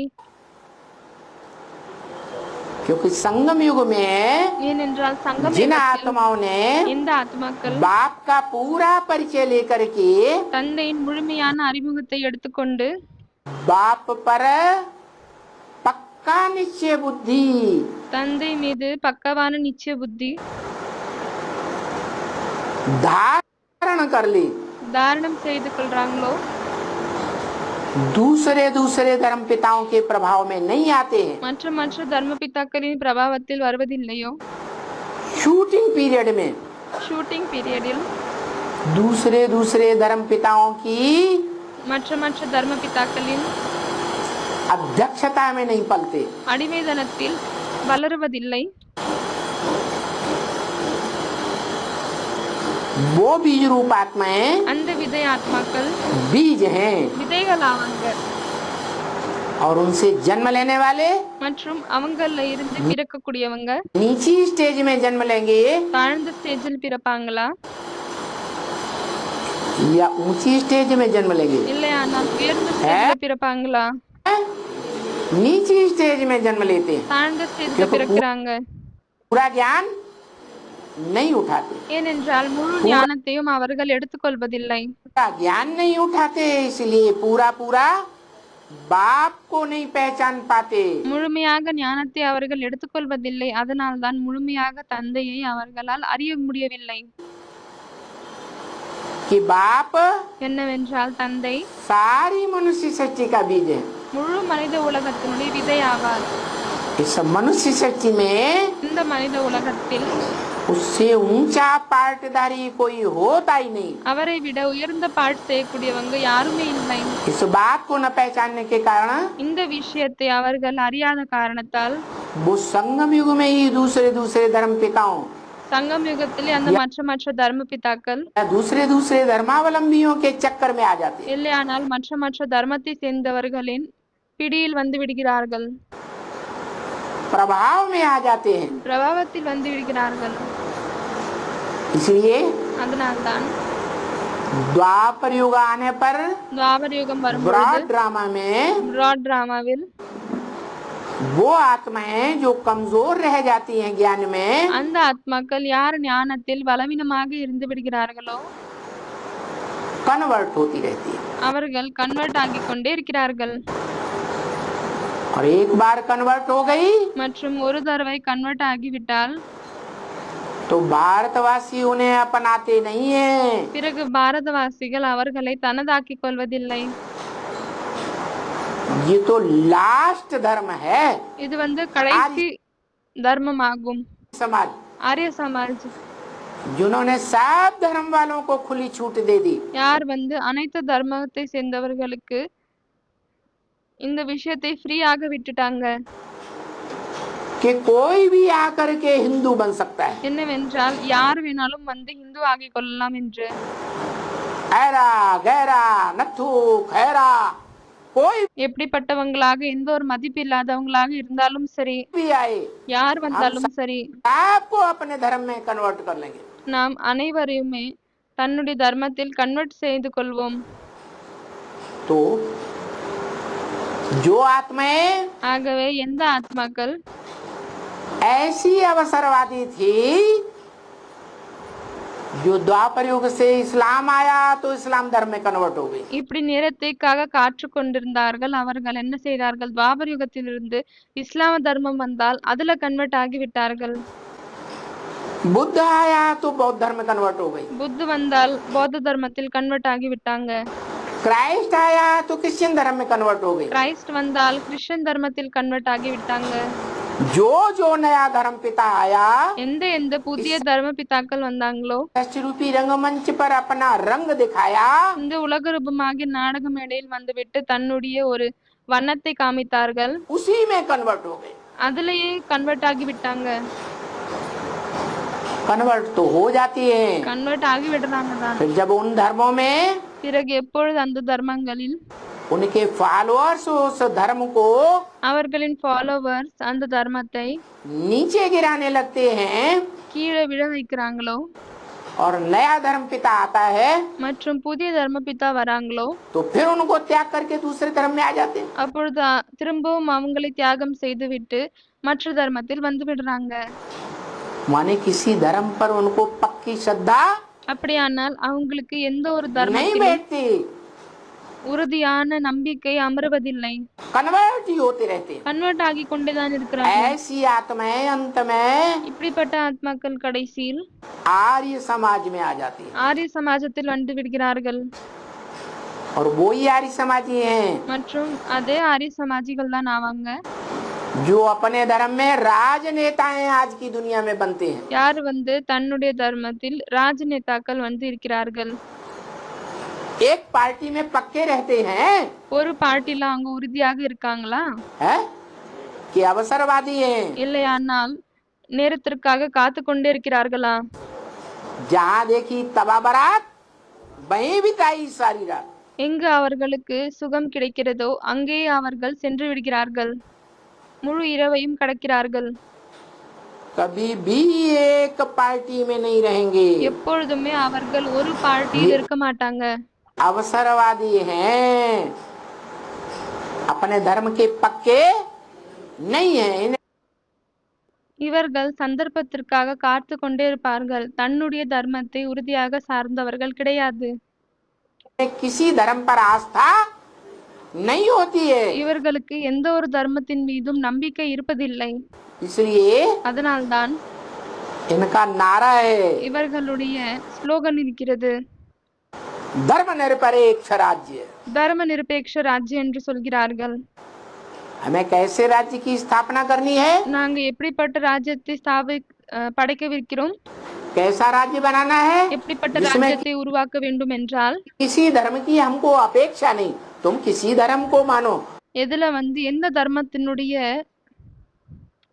விருப்பமும் இல்லை, நீங்க எந்த தர்மத்தை ஏற்றுக்கொண்டாலும் சரி, हमको वोट देते रहो। அது பரவாயில்ல, ஆனால் எங்களுக்கு வெறும் ஓட்டு கொடுத்துனே இருங்க.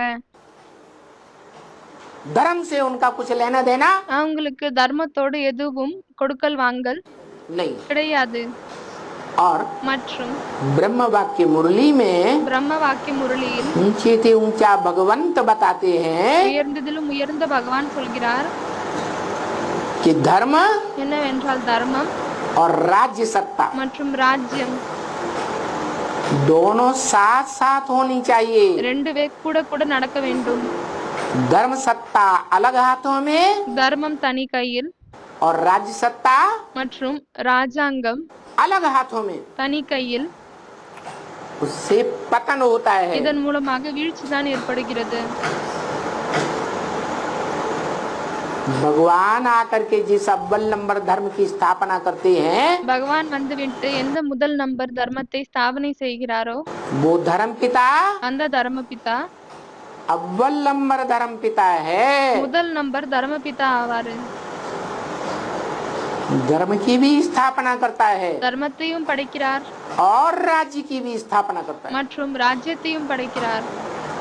दुनिया के दूसरे दूसरे धर्म पिताएं, உலகத்தில் இருக்கக்கூடிய மற்ற தர்மபிதாக்கள், चाहे वो ब्राह्मण धर्म का सरताज ब्रह्मा ही क्यों न हो, அவங்க பிராமண தர்மத்தை சேர்ந்த மகுடமாக இருக்கக்கூடிய பிரம்மமாக இருந்தாலும் சரி,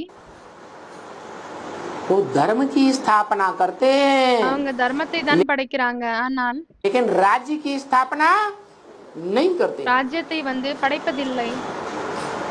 तो भगवान बाप का कहना है, ஆகவே பகவான் தந்தை சொல்கிறார், रिलीजन इज माइट।